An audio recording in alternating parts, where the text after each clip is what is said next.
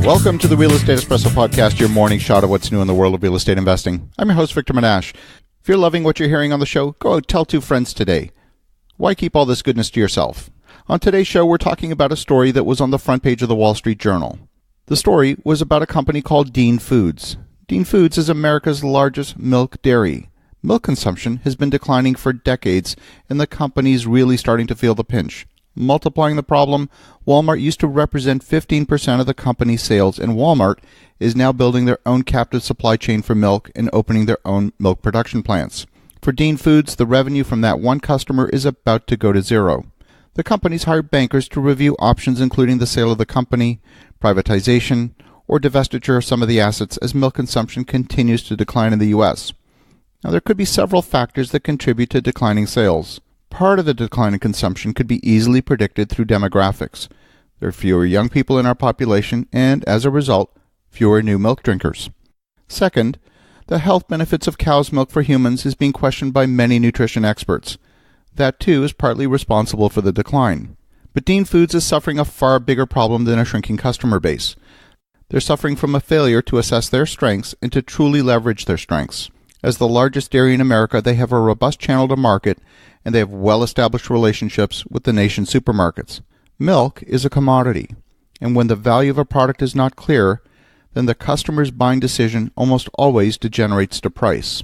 This is such an important point, I'm going to say it again. When the value of the product is not clear, the customer's buying decision always degenerates to price.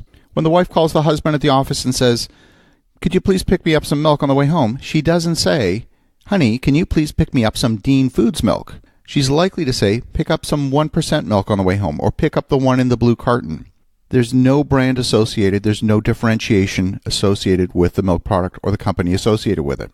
So the husband's going to stop at that wall of glass doors in the supermarket, pick out a carton of milk, and if there's a difference in price, they're probably going to choose the least expensive one. If one brand is 25% off that week, chances are they're going to buy the one on sale. In the absence of value, the decision always comes down to price. But Dean Foods has a robust channel to market. There's numerous products that they could have put down that same channel. And in an effort to improve revenues, they actually did purchase a company called Karma Foods, which makes dairy-free products from flax seeds. But this is not going to be enough. Flaxseed products don't have enough market share to replace dairy. They would need to have a soy offering and an almond milk offering and cashew milk. The problem is they're still thinking of themselves as a milk company. They could put iced coffee drinks down that same channel. They could do partnerships with other companies looking to break into the market with specialty products. There's a hot market for fermented iced teas like kombucha that have known health benefits. If those companies could gain access to the national supermarket shelf through Dean Foods, there's numerous win-win opportunities. Dean Foods could specifically bring products that are geared towards specific medical conditions like diabetes. They could be thinking much more aggressively about growth, but they're really just thinking of themselves as a milk company. In my opinion, Dean Foods is destined to die a painful death. Not because their customer base is shrinking, but because they think they're in the milk business. If they woke up one day and decided that they're really in the business of bringing healthy drinks to market, they would have a realistic shot of reinventing themselves and bringing true value to customers. When the company engages investment bankers to sell the company, they're going to sell a shrinking business. The buyer's going to be buying a shrinking business. Selling the company won't solve any problem. It simply changes the ownership structure. So what does all of this have to do with real estate? Every business on the planet that defines itself as a commodity is likely to suffer the same fate as Dean Foods.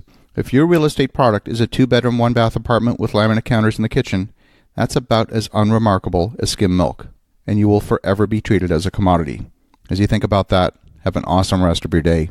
Go make some great things happen. We'll talk to you again tomorrow.